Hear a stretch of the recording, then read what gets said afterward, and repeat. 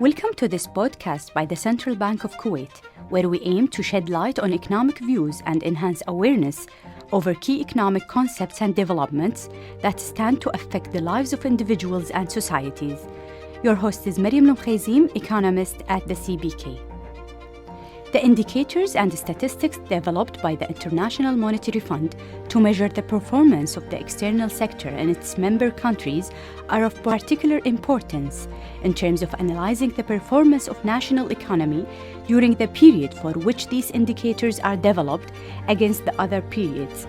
Such indicators include statistics related to foreign trade and balance of payments. We are pleased to dedicate today's podcast to discuss and explain BOP's statistics to demonstrate the Central Bank of Kuwait's relentless endeavors to enhance disclosure and transparency by expanding its published data and information and easing access thereto for the researchers and those interested in the Kuwaiti economy. Here with us to discuss this topic is Sabah Dashti from Central Bank of Kuwait. Can you define to the listener, Sabah, what is balance of payments? Balance of payments is an accounting statement that summarizes economic transactions between a country's residents with the rest of the world during a specific time period. It has both a credit and debit side. The money inflow into the country is recorded in the credit side, whereas the money outflow is recorded in the debit side of the account. It is considered to be one of the most important tools for comparing a country's economy with that elsewhere in the world, and is prepared by central banks. In the Central Bank of Kuwait, the Economic Research Department is in charge of preparing Kuwait's BOP. We would like to know in simple words the definition of residency in BOP. In accounting for BOP transactions, the residency is not related to nationality. In general, any person who intends to stay for 1 year or more in a country is considered to be a resident of that country. Similarly, a business enterprise is considered a resident of a country if it engages for a year or more in the economic activities in that country.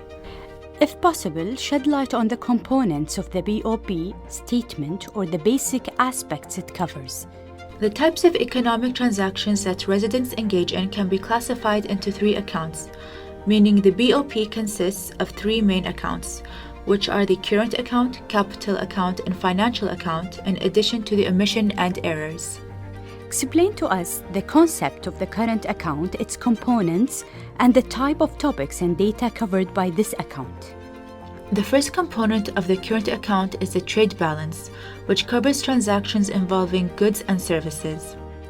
Good transactions are classified into imports and exports of goods, whereas services transactions are classified into receipts and payments of services. The second component is the primary income, which covers receipts and payments of income related to cross-border investment.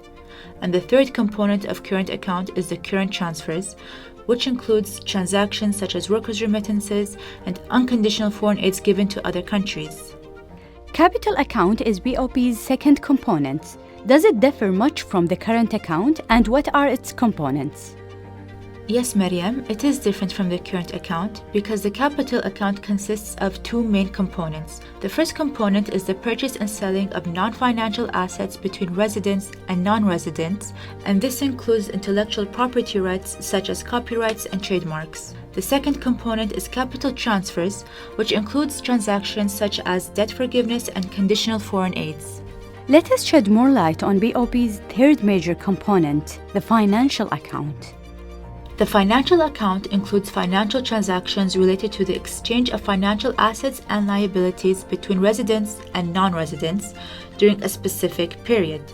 Classification of its components is based upon the type of investment, which includes direct investment, portfolio investment, financial derivatives, other investments, and the reserve assets. We have come to the final BOP component, omission and errors. What is the meaning and importance of this component for BOP? Since the BOP is an accounting statement, the debit and credit sides, in theory, must be in balance. However, this is rarely the case in practice due to the fact that data is gathered from multiple sources, therefore creating omission and errors to actually balance the 2 sides. Would you give us a brief overview of the mechanism for collecting, preparing, and disseminating BOP data?